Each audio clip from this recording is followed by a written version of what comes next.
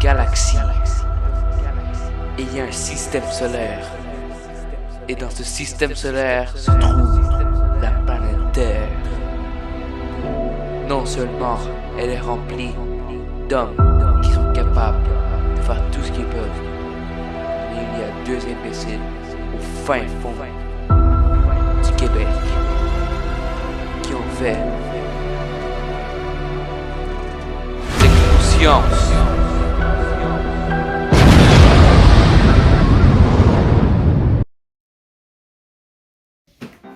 Non, ça c'est un beau corps. Hey, c'est un beau rouge ça. Hey, comment ça se fait que je puisse voir le rouge là-dedans? Hey, mais je me demande bien ça. Comment un écran pourrait afficher ça? Et comment moi je perçois ça? Comment les animaux voient le monde? Comment les couleurs marchent? Hey, je me demande vraiment bien ça. Seulement il y aura un gars qui apparaît avec de la fumée. Wow! Oh, t'es qui toi là? Moi, je suis scientifique spécialiste des couleurs. Hein? Ouais. Sérieux? Ouais. Puis j'ai tout expliqué ce que tu demandais comme question.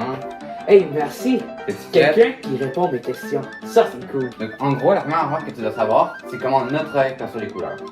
Ok. Donc, en bref, derrière ton œil, il y a des cônes et des bâtonnets qui ont capté la couleur. Les cônes vont voir la couleur et les bâtonnets vont calculer l'intensité de la lumière. Donc, sans les bâtonnets, tu verras dans le noir. Et avec les cônes, tu vois les couleurs. Ok.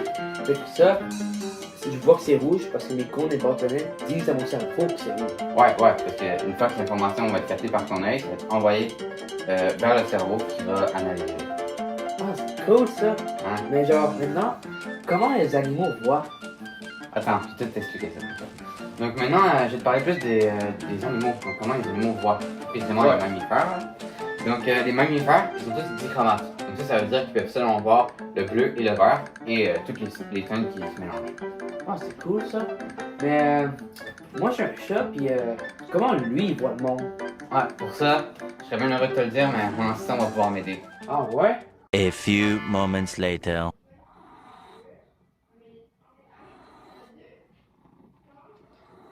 C'est bien ce que je pensais, hein? Ouais, moi aussi. Là, faut pas que tu te trompes trop, parce que c'est pas tous les animaux qui voient comme ça. Ah ouais? Ouais. Ce que je t'ai parlé avant avec les chats, c'est pour les mammifères. Mais il y a plein d'autres animaux, comme par exemple les reptiles, qui voient super mal. Si je prends l'exemple de l'escargot, si je me promène doucement devant lui, là, il pourra le distinguer vraiment des difficultés. Mais si c'est comme on bouge rapidement, il va absolument rien voir. Fait que ses yeux marchent lentement, comme son Ouais, corps. exactement. Ah, ok! Ah, mais moi, fait que comment ça s'en sentir avec un escargot?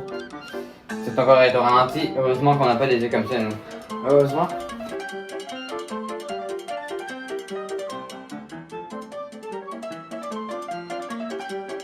Oui, mais les animaux, les humains, c'est bien ça, mais comment les écrans peuvent afficher des couleurs? Ben, en fait, c'est quand même complexe, mais si j'essaie de te résumer le concept, parce que moi, quand on me connaît tous, moi je suis un expert des écrans, c'est comme ça, moi c'est console.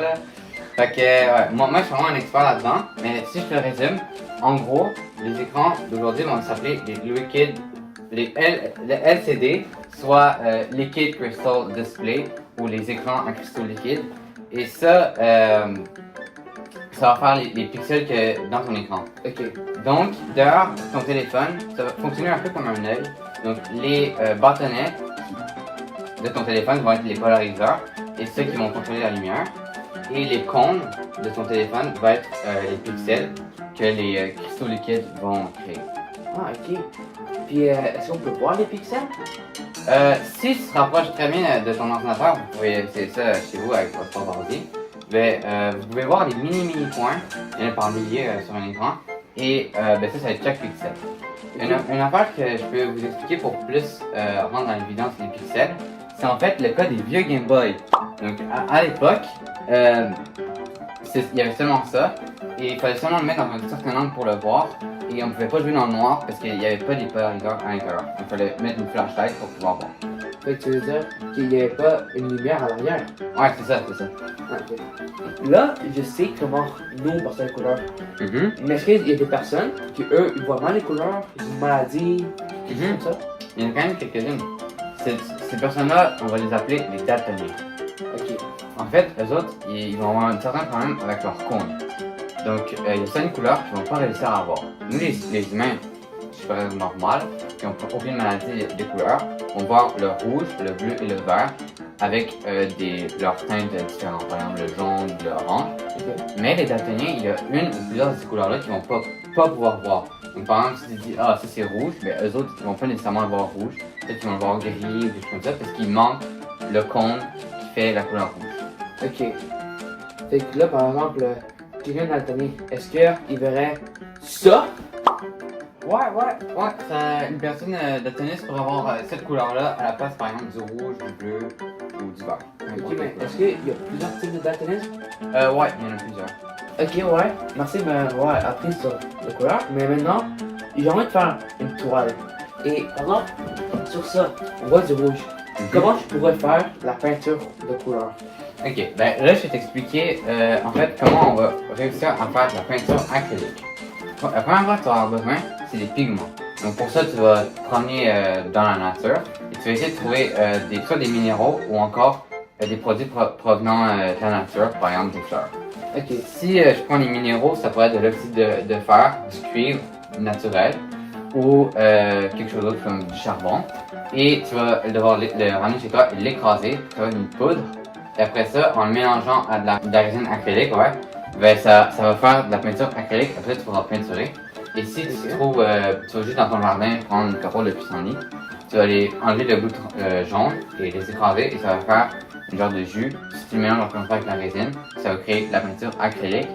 Et donc tout ça, c'est à cause des pigments contenus dans soit les plantes ou les minéraux. Ok.